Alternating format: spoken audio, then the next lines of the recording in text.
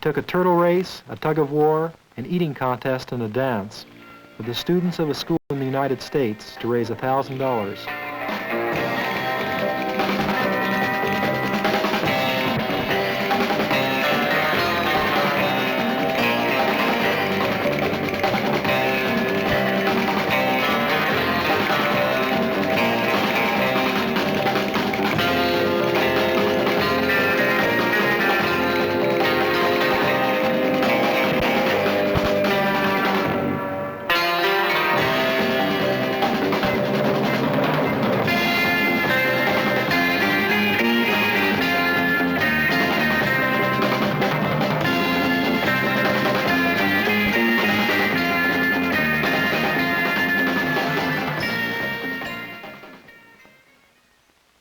The $1,000 helped to build a school in a part of the world where a man might not earn $1,000 in 5 years. In one of those parts of the world, in the smallest nation in Central America, El Salvador, in the harshly rolling hills of the province of Chelatenango, is Agua Caliente. The town itself has a population of only 800, but it is a municipal center for the rural cantons. Ojo de Agua, Santa Rosa, and Agua Fria are some of their names, and in their hills live 5,000 people. They are farmers of land which was never meant to be farmed, and inheritors of ignorance, poverty, sickness. But no generalization would do them justice, for they are individuals, all living a life which has its daily pattern, also those moments of hope and beginning.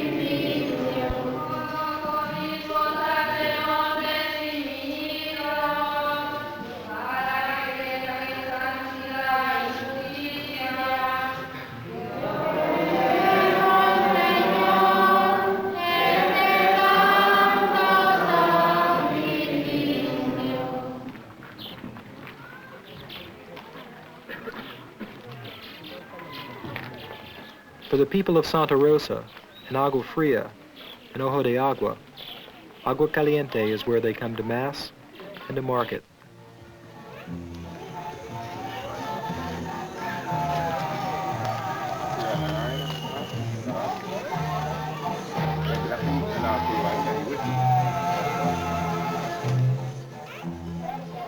It's where their lives touch the outside world. Electricity to cool the beer and run the phonograph, the bus to San Salvador, a new school constructed by the Alianza para el Progreso, and a Peace Corps volunteer, Tim Lavelle. I was the first North American ever in this town, in the history of Agua Caliente. I said, what? What? Where are you from? Where? And when I got here, I could have easily dropped in off of the moon. People, of course, were glad to see me. I was kind of a collector's item for a while. People came in, they looked over my suitcase, and I had 5 or 6 shirts in there. They automatically considered me to be the richest man in town. As I used to do in the old days, asking kids, you know, what do you want to do? You want to be a fireman? You want to be a policeman? Do you want to buy a boat, a gondola, and sing Italian songs? So I asked Betty, I said, what do you want to be, a nurse, a teacher? And she said, no, I'm not going to be a nurse or teacher. I'll be here in Agua Caliente. I'll have children. And I'll still be making tortillas. That's it, nothing more. So she was opposed to it, sure, but opposed to it in the only sense that she could be opposed to it, with the youngness of her days. With the fact that she is 9 years old, and that thus far she hasn't been overwhelmed by the sadness, hasn't been overwhelmed by the harshness of life. But that's coming. And so the possibilities of becoming a nurse, of becoming a teacher, for her now doesn't exist. The difference between myself and the people of Agua Caliente is the fact that I have had opportunities, and they haven't. That I've had the ability to go, and the good fortune to go to the university.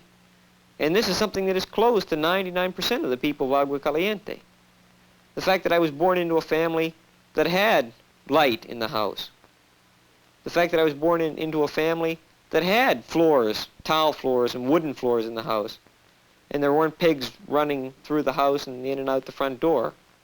And the fact that when I went over to drink some water out of the tap, that the water wasn't filled with parasites so that I wasn't sick 90% of the time.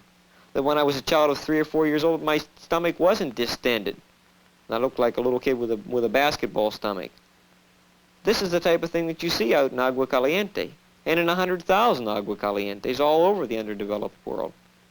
It's this sense of the equality of persons, and at the same time the recognition that there is not an equality of opportunity. Gradually, Tim began to find the people who cared about the progress of Agua Caliente in the cantons. In Agua Fria, Don Juan, Don Victor, Don Maximo, the mayor of Agua Caliente.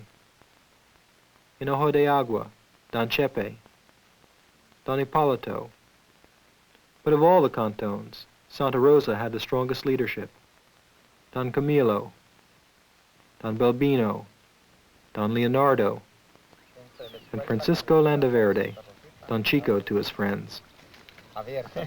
Don Chico told me that when Gregorio, his eldest son, was in the 4th grade in Agua Caliente, that he came to his father one day and said, "I'd like to try to plant a little plot of corn this year, help you out. We have more brothers and sisters in the family now, and I think it's about time that I got busy and started helping to make a little money for the family." Don Chico said, "Absolutely not. I'm going to go on and finish the 6th grade. And when he finished the 6th grade, he came back and he said to his father, "I'd like to go on to Flambasico. I'd like to go on a little bit further because I don't think I have as yet learned enough." And so there he is today in the seminary, and he's the first person in the history of Agua Caliente to come out of the hills of Chelatenango into the seminary. And he'll probably be the first priest in the history of Agua Caliente. At the New Alianza School in Agua Caliente, there are 2 more of Don Chico's children. But the daily 5-mile walk from Santa Rosa requires a physical effort beyond the younger children and an educational drive beyond most of their parents. The critical first years of education rest with the primary schools in the cantons. And in Santa Rosa, the primary school was 1 room, dark, and the tiles from the roof were more danger than protection. The talk about a new school went on among the men. But how could the materials come in?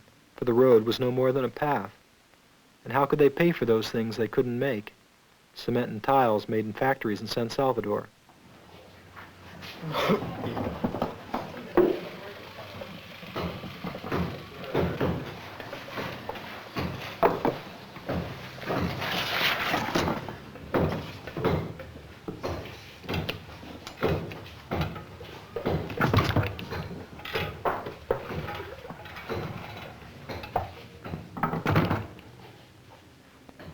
So the technology of the outside world, the world beyond Agua Caliente, remained beyond the people of the cantons.